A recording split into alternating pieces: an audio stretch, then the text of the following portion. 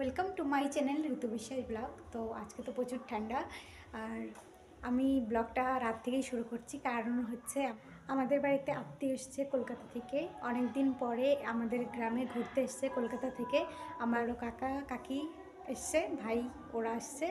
তো সেজন্য আমাদের বাড়ি আজকে বানানো হচ্ছে পিঠে, মাংস, আর বানাচ্ছে কী করছে সবটাই তোমাদের সাথে শেয়ার করব।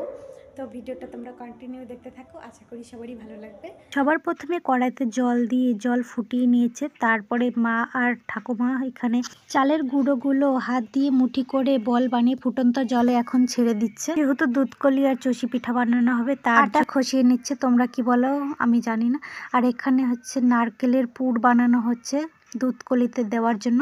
তারপরে ঘরে গিয়ে দেখি এখানে ছোট কাকি, বড় কাকি, আমার মা এখানে পিঠে কাটতে বসে পড়েছে, আর ভাই পাশে বসে আছে। দেখতেই পারছো তিনজনে পিঠে কাটছে কি সুন্দর, তিন যা মিলে। আর এখানে দুই ভাই খেলছিল, আর এটা হচ্ছে আমার বড় কাকার ছেলে আর একটা ছোট কাকার ছেলে। আর এই দেখো বোনও এখানে বসে পড়েছে পিঠে কাটতে। তো এখন বানাচ্ছে হচ্ছে এটা আমার ছোট কাকি, এটা হচ্ছে দুধকলি বানাবে। তো দেখো আমার বোনও এইদিকে বানাচ্ছে, আমিও অতটা ভালো বানাতে পারি না, আমি শুধু ভিডিও করেছি, ওরা শুধু পিঠে বানিয়েছে। আর সামনে রাখা হচ্ছে নারকেলের পুর। আর প্রথমে দেখতেই পারছো কি সুন্দর বানিয়ে ফেলেছে দুটো। তারপরে এখানে নাড়া কেটে কেটে দিচ্ছিল আমার বড় কাকি, আর এখানে মা হচ্ছে কাটছিল। তোমরা কিভাবে চষি পিঠা কাটো অবশ্যই কমেন্ট করে বলো। চষি পিঠাকে আরও অনেকেই অনেক কিছুই বলে। আটা খসানোর পরে তারপরে আটা মাখানোর মতো মাখিয়ে ডো বানিয়ে প্লাস্টিকে রেখে দেওয়া হয়েছে। এই যে এখানে দেখতে পাচ্ছ, যাতে শক্ত হয়ে না যায় সেজন্য প্লাস্টিকে মুড়িয়ে রাখা হয়েছে। আর এই দেখো কি সুন্দর নাড়া কেটে কেটে দিচ্ছে আমার বড় কাকি। আর এই যে দেখো আমার বোন বানিয়েছে পিঠে, দুধকলি পিঠে। এই যে এতগুলো কাটা হয়ে গেছে, কুলোর মধ্যে রেখে দিয়েছে, দেখো কতটা সুন্দর লাগছে দেখতে। আর ওরা বছরে একবার করেই আসে, এক দুবার করেই আসে, এই শীতের দিনে এই পিঠে খাওয়ার মরশুমেই আসে। আর শীতের সময় পিঠে তো খেতেই হবে, সব জায়গায় পিঠে চলে শীতের সময়। বাড়িতে আসলে অতিথি আসলে কেন জানি না মনটা খুশি খুশি লাগে, আবার যখন চলে যায় মনটা খারাপ হয়ে যায়। যে কয়দিন একসাথে থাকি খাই ততদিন খুবই ভালো লাগে, কিন্তু আবার চলে গেলে মনটা একটু খারাপ হয়ে যায়। তারপরে এই যে রান্নাঘরে চলে এসেছি, বোন দেখি এখানে বড় বড় লঙ্কাগুলো কেটে নিচ্ছে, চপ বানানো হবে তার জন্য।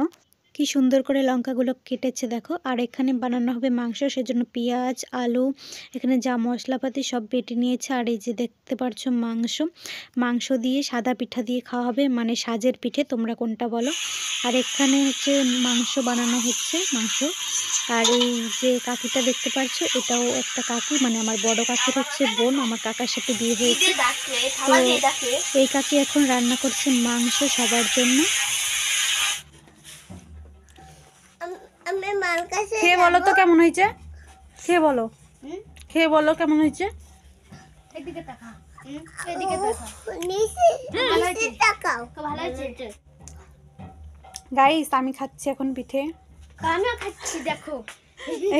আর এই যে কর্তা হচ্ছে এখন সাদা পিঠে বানাচ্ছে, চালের গুঁড়ো গুলিয়ে নিয়েছে, অনেকগুলো বানিয়েছে, গাবলার মধ্যে রেখে দিয়েছে পাশে দেখতে পাচ্ছ।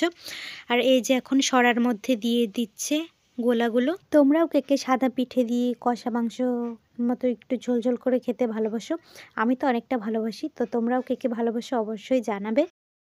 হয়েছে গাইস, এই দেখো পিঠে বানাচ্ছে, অনেকটা হয়ে গেছে প্রায়। আর এই যে কর্তা এখানে পিঠা বানাচ্ছে, কর্তা ওইদিকে পিঠে বানাচ্ছে রান্নাঘরে। আর তারপরে আমি চলে এসেছি আবার এই ঘরে, দেখলাম যে এখানে পিঠে বানানো হচ্ছে ওই দুধকলির জন্য পিঠে।